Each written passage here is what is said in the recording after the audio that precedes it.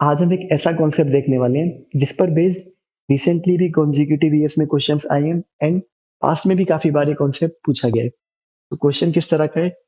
Find area of region bounded between this curve and this line, similarly area bounded between this curve and this line. इन दोनों में ही जो curve है उसके अंदर दो मॉड है, यहाँ पर भी दो मॉड। तो एक बार आप ये वाला क्वेश्चन ट्राई करें। ये क्वेश्चन बहुत सारे बच्चे केसेस बनाकर सॉल्व करते हैं। कॉन्सेप्ट क्या यूज करते हैं कि मॉड एक्स एक्स के बराबर है अगर x positive, mod x minus x के बराबर है अगर एक्स नेगेटिव। बेसिकली अगर मॉड के अंदर वैल्यू गई जीरो से बड़ी तो वो ऑलरेडी पॉजिटिव वैल्यू है, तो मॉड कुछ नहीं करेगा, सेम वैल्यू रिटर्न करेगा। अगर वैल्यू गई जीरो से छोटी यानी नेगेटिव वैल्यू, जैसे फॉर एग्जाम्पल -4, तो -4 पर मॉड लगाएंगे तो आंसर आना चाहिए प्लस में। तो इसलिए एक माइनस मॉड अपनी तरफ से एक्स्ट्रा लगाएगा ताकि overall minus times minus positive answer हो।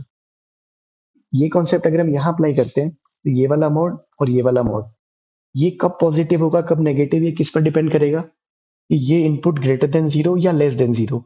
अब ये जीरो कहाँ पर है? एक्स की वैल्यू 1 पर, ये एक्स की वैल्यू 2 पर।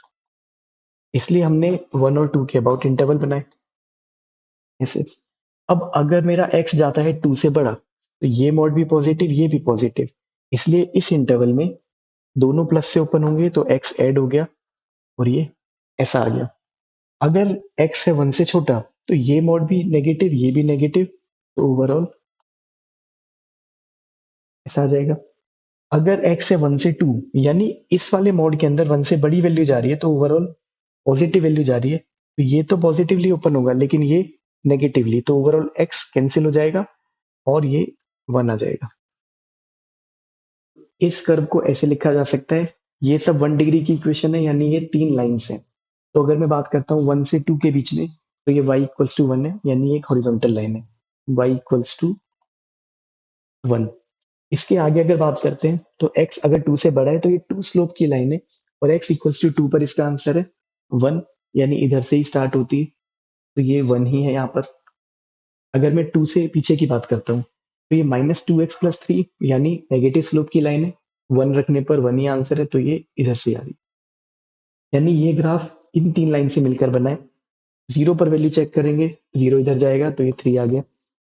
अब यहाँ पर अगर मैं बात करता हूँ कि इन्होंने क्वेश्चन क्या पूछा, area bounded between this and this, तो y इक्वल्स टू 3 लाइन एक हॉरिजॉन्टल लाइन है, y इक्वल्स टू 3। तो यहाँ पर हमें ये वाला एरिया चाहिए। हमें अब इस रीजन का एरिया चाहिए जो कि sum of parallel sides into height upon 2 होता है। यहाँ पर हाइट है 2, ये लेंथ है 1, ये लेंथ चाहिए मुझे, तो ये पॉइंट निकालना पड़ेगा। तो इसके लिए इस लाइन को और इस लाइन को सोल्व किया जा सकता है। ये लाइन क्या है? अब इस लाइन में y तो हर जगह 3 है तो इसका y कोऑर्डिनेट 3 हो गया।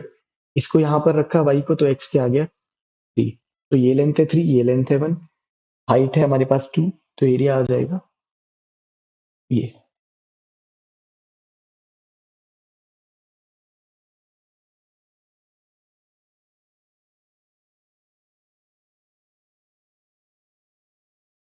अगर हम इसको थोड़ा सा ऑब्जर्व करते इक्वेशन को तो हम इसका ग्राफ डायरेक्टली भी बना सकते थे।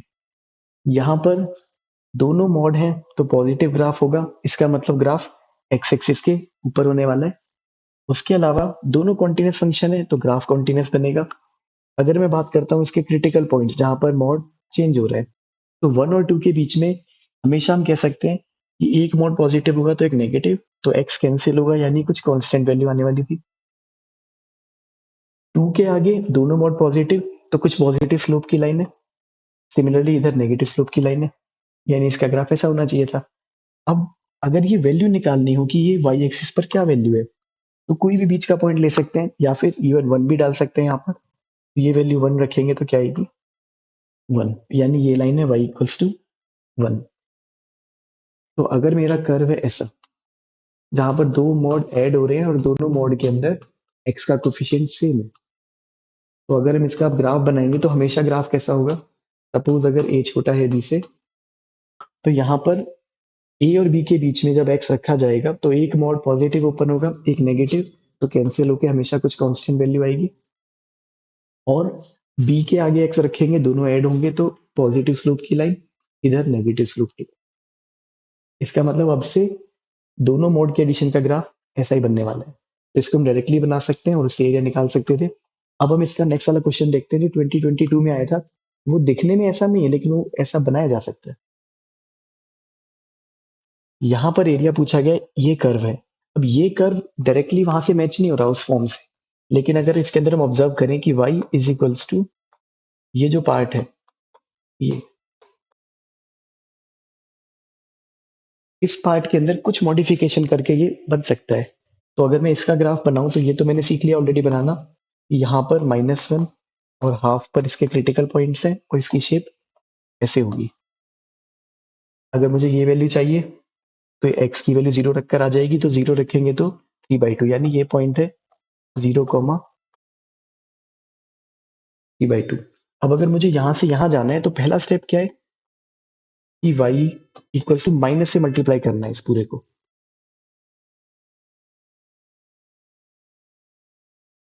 ऐसा। माइनस से मल्टीप्लाई करने का मतलब कि पहले कोई आंसर 3/2 आ रहा था, अब वो -3/2 आएगा। पहले अगर कोई आंसर 4 आ रहा था, अब वो -4 आएगा। इसका मतलब सारे ही मेरे y कोऑर्डिनेट्स इधर फ्लिप हो गए, तो ये पूरा ही ग्राफ इधर आ गया, ऐसे। ये पॉइंट्स तो वही हैं, ये -1 और हाफ ही है। ये 0 कोमा पहले 3/2 था, अब ये 0 कोमा -3/2 हो जाएगा। तो अब अगर मुझे यहाँ से यहाँ जाना है तो मुझे इसमें +3 करना पड़ेगा।